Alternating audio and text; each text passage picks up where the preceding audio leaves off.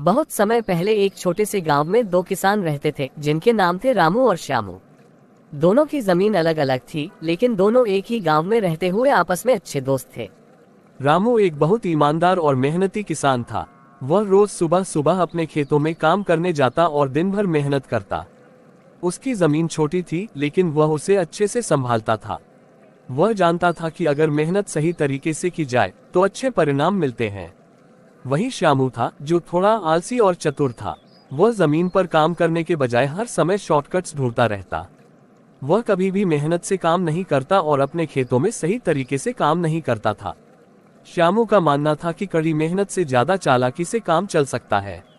एक साल भारी बारिश हुई और किसानों की फसलें ठीक से नहीं हो पाईं। रामू ने कभी भी मेहनत करना बंद नहीं किया। उसने अपने खेतों को अच्छे से संभाला, समय पर सिंचाई की और फसल को पूरी देखभाल दी। लेकिन श्यामू ने वही किया जो उसे आसान लगता था। उसने कम मेहनत की और अपने खेतों को छोड़ दिया। फसल कटाई का समय आया। रामू की जमीन से खूब अच्छी फसल हुई, जबकि श्यामू की जमीन पर बहुत कम फसल होगी। श्यामू बहुत दुखी हुआ और रामू से पूछा, तुम्हारी फसल इतनी अच्छी कैसे हुई?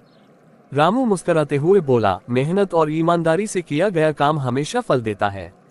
मैंने अपनी जमीन का अच्छे से ख्याल रखा, उसे पानी दिया और मेहनत से काम किया। यही कारण है कि मेरी फसल अच्छी हुई।